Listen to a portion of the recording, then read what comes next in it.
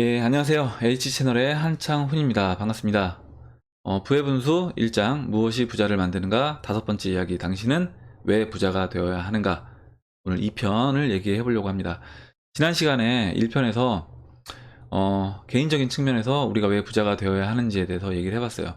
어떻게 보면 개인적인 측면에서 부자가 되어야 하는 이유는 그냥 당연한 것처럼 느껴집니다. 네, 당연한 것처럼 느껴지죠. 근데 이제 결과적으로 제가 혹시 지난 영상을 안 보신 분들은 제가 영상 말미에 링크를 걸어 놓을 테니까 그걸 한번 이제 보시면 도움이 될 것 같고, 제가 내린 결론은 그거였어요. 뭐냐면 우리가 개인적인 측면에서 부자가 되는 그 이유는 결과적으로 여러분 자신이 하고 싶은 일을 할 수가 있다. 내가 경제적으로 사실 여유가 없기 때문에, 경제적으로 자유롭지 못하기 때문에 지금 하고 싶지 않은 일을, 원하지 않은 일을 하는 경우가 너무도 많습니다. 대부분 많은 사람들이 자신이 원하지 않는 일을 그냥 어떤 생계를 유지하기 위해서 하고 있다는 거죠. 그러면 경제적으로 자유로워지면 우리는 진짜 내가 원하는 일을 할 수 있게 된다는 겁니다. 이렇게 됐을 때 제가 오늘 여러분들한테 드릴 이야기는 뭐냐면, 이렇게 됐을 때 우리는 이 개인적인 측면에서 부자가 되고자 해서 경제적 어떤 자유를 얻었는데 이게 이제 자연스럽게 사회적인 측면으로 이어져 나간다는 이 부분을 이제 말씀을 드리려고 해요. 그러면 한번 읽어보도록 하겠습니다. 필요한 부분만 다 읽을게요. 다 읽진 않고. 사회적 측면에서 당신이 부자가 되어야 하는 이유. 어, 두 번째로 사회적 측면에서 당신이 부자가 되어야 하는 이유다. 당신은 처음에 개인적인 이유로 부자가 되고자 했다. 하지만 당신은 개인적인 이유로 부자가 되고자 하는 과정에서 자신이 하는 일에 열정을 가지고 당신의 능력을 최대치로 발휘하게 된다. 사회는 각각의 개인들로 구성되어 있지만 실제로 사회 구성원들의 상당수가 자신의 능력을 최대치로 발휘하고 있지 못하다. 하지만 개개인이 자신의 일에서 부자가 되고자 열정과 목표를 갖고 일하게 된다면 그 사회는 구성원들의 능력을 최대한으로 활용하는 사회가 되는 것이다. 이렇게 얘기를 했습니다. 보시면 결국 이제 내가 자신이 하고 싶은 일을 한다는 거는 누가 시켜서 일을 하는 것도 아니고, 그리고 자신이 하고 싶은 일을 원해서 하는 것이기 때문에 중간중간에 어려운 게 있어도 극복하기가 쉬워요. 그리고 어려운 게 있어도 별로 안 어렵게 느껴지는 거죠. 물론 어려운 일이긴 하지만. 그리고 이제 중간에 누군가 진짜 듣기 싫은 얘기, 아니면 뭐 유튜버라고 하면 중간중간에 뭐 악성 댓글들 이런 게 있다라고 하더라도 내가 진짜 좋아하는 일이면 그냥 그거 참고 합니다. 근데 이걸 누가 시켜서 한다거나 아니면 내가 경제적으로 돈을 위해서 하게 되면, 내가 이런 얘기를 들어가면서까지 이 일을 해야 되나? 이런 생각이 들게 된다는 거예요, 사람은. 그래서 결과적으로는 내가 원하는 일을 하는 거는 굉장히 중요하다. 이게 긍정적인 에너지를 내고 그 일을 끝까지 할 수 있는 동기부여도 되기 때문에 결과적으로 여러분이 속해 있는, 그리고 여러분 자신이 속해 있는 그게 기업이든 아니면 뭐 여러분이 직접 만든 회사든 거기에서 그 조직을 성장시키는데 바로 내가 원하는 일을 할 때 그 조직이 저는 성장될 수 있다라고 봅니다. 조직뿐만 아니라 국가적인 입장에서 좀 더 넓게 봐서 그 뭐 사회, 그리고 이제 국가적인 입장에서도 마찬가지라는 거죠. 여러분들이 하고자 하는 일을 할 때 국가에도 기여를 하고, 그게 저는 애국하는 길이라고 생각을 합니다. 얼마 전에 국가 부도의 날이라는 이제 영화가 있었어요. 그 영화를 이제 보고 왔는데 그 영화에서 보면 IMF를 겪고 국가가 굉장히 어려워집니다. 우리나라가. 그 어려워지는 과정에서 그때 당시 우리나라 이제 자살률이 제일 높았다고 해요. 그때 당시에. 결국에 뭐예요? 국가가 힘들었지만 그 피해는 고스란히 이제 국민들한테 오게 됩니다. 직장을 잃고 가정이 이제 파괴되고, 그리고 자살을 하고 가장이 자살하고 이런 가정들이 진짜 많이 나왔다는 거예요. 그러면 결과적으로 이렇게 위기가 왔을 때 만약에 앞으로 뭐 1년, 2년, 뭐 3년 안에 그런 경제 위기가 또다시 왔을 때 과연 이제 국가가 국민한테 얼마나 많은 일을 해줄 수 있냐는 겁니다. 저는 많은 일을 해줄 수 없다고 봐요. 결과적으로 각자 생존 능력을 키워야 되고 우리가 이제 경제적 힘을 갖추고 있어야 된다라고 봅니다. 그러면 우리가 이제 경제적 힘을 갖추면, 예전에 IMF 때 미국 그 금융 자본이 우리나라에 있는 진짜 알짜 자산들, 주식, 부동산들을 헐값에 싹 가져갔습니다. 그러면 우리가 또다시 오는 그런 위기 속에서 만약에 여러분 스스로 개인적으로 경제적인 힘을 갖고 있다고 하면 오히려 미국이라든가 중국이라든가, 중국 돈 많은 사람들 많잖아요. 막 우리나라 지금 주식, 부동산 사잖아요. 제주도 막 부동산 사고 있습니다. 일본 놈들도 마찬가지고 우리나라에 있는 땅 많이 사잖아요. 자산도 사고 있고. 이런 것들을 만약에 또다시 위기가 왔을 때 그런 외국 자본들이 우리나라 자산들을 또다시 막 헐값에 사들이는 이런 일이 벌어질 텐데, 우리 국민들 스스로가 경제적으로 어느 정도 힘을 갖고 있다라고 하면 저는 그때 조금이라도 외국 금융 자본이 우리나라 자본을 가져가는 것을 우리 스스로 막고, 그리고 우리가 그때 다시 우리나라가 일어섰을 때 개인적으로도 다시 큰 부를 더 얻을 수 있다라고 보고 있습니다. 제가 이제 한 가지 보여드리려고 하는데, 일단 그 국가 GDP예요. 2018년도 10월 기준 GDP인데 보시면 미국이 이제 1등이고요. 중국이 2등입니다. 예, 얼마 차이 안 나죠. 지금 어떻게 보면 미중 무역 전쟁이 이제 벌어지고 있는데, 이 벌어지는 이유가 중국이 이제 미국의 GDP에서 바짝 쫓아온 거예요. 그래서 미국 입장에서는 어떻게 보면 중국을 확실하게 지금 좀 뭔가 이렇게 해놓지 않으면 이거는 이제 전체적인 이 전 세계를 지금 미국이 잡고 있는 이 전 세계를 잡고 있는 이 상황에서 위기를, 그 패권을 뺏길 수 있겠다. 특히 이제 기축통화의 패권을 뺏길 수 있겠다고 이제 미국이 생각했기 때문에 미국이 지금 좀 더 타이트하게 중국을 저는 몰아붙이고 있다라고 보고 있습니다. 근데 이렇게 됐을 때 우리나라도 피해를 안 볼 수는 없어요. 미국과 중국하고 어차피 이제 글로벌로 금융이 다 묶여 있기 때문에 우리도 피해를 안 볼 수가 없고, 결과적으로 그런 피해를 본다라고 했을 때 개인적으로 다 준비가 되어 있어야 한다, 이렇게 이제 얘기를 하는 겁니다. 그리고 이제 재미난 걸 하나 보여드리려고 하는데요. 보시면 개인적인 부가 결국에 이제 국가의 부랑도 연결된다라는 거예요. 뭐냐면 제가 이게 이 글은 2013년도에 쓰고 2016년도에 제 블로그에 올리면서 그때 이제 포브스지에 세계 이제 부자 순위를 쭉 정리를 했었습니다. 보시면 거의 다 이제 미국인이에요. 미국인들, 그냥 딱 봐도 국가의 미국인들이 대부분입니다. 홍콩 1명 있고요. 그리고 홍콩 2명, 중국이 1명, 2명. 예. 중국 2명에 홍콩 2명이고요. 나머지는 다 미국인, 거의 대부분 이제 미국인입니다. 물론 뭐 독일 이렇게 몇 군데 적게 한두 국가가 이렇게 섞여 있긴 한데 거의 대부분이 미국입니다. 근데 이제 2018년 포브스지 세계 부자 순위를 보면요. 잠깐만요. 이게 아닌데 죄송합니다. 잠깐만요.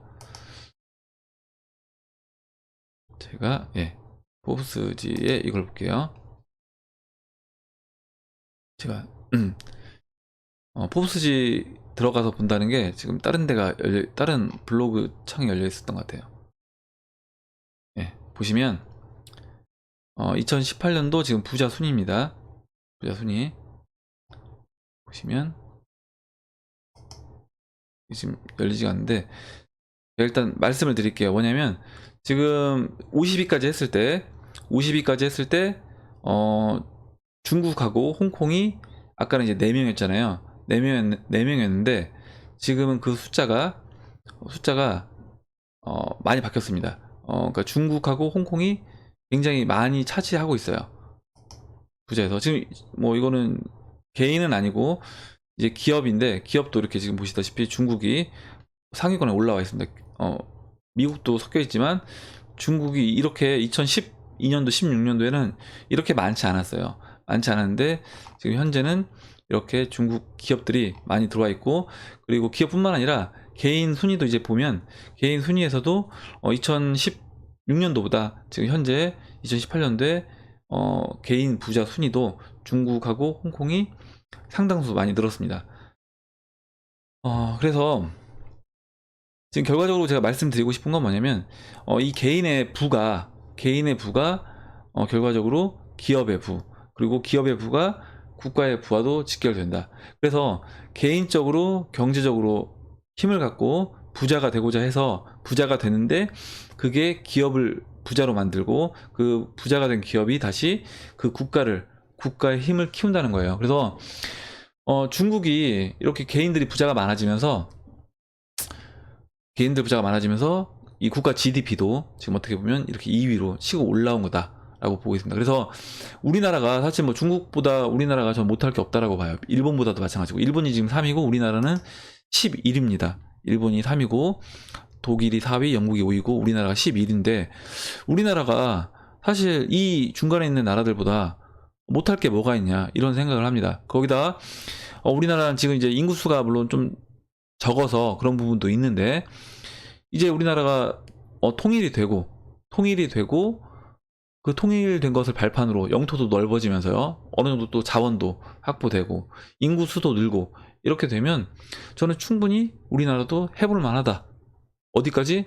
뭐 1위는 좀 힘들다고 하더라도 저는 이제 일본 그리고 중국까지 우리가 치고 올라갈 수 있다라고 보고 있습니다. 그래서 결국 그러기 위해서는 우리 스스로, 저는 이제 경제적인 먼저 자유를 얻어야지, 경제적인 힘을 갖추는 것이, 이것이 이제 국가의 힘을 키우는 것이고, 그게 바로 저는 애국하는 길이라고 생각을 합니다. 그런 내용을 제가 쭉 쓴 거예요. 그런 내용을 제가 썼고, 보시면 마지막 부분만 읽어볼게요. 따라서 당신이 부자가 되는 것은 개인의 경제적 풍요로움을 위해서도 중요하지만 사회 전체를 위해서도 중요하다. 하지만 개인이 부자가 되기 위한 과정에서 다른 사람에게 피해를 주거나 도덕적이지 못한 방법이 사용된다면 이 또한 안 된다. 이건 당연한 얘기죠.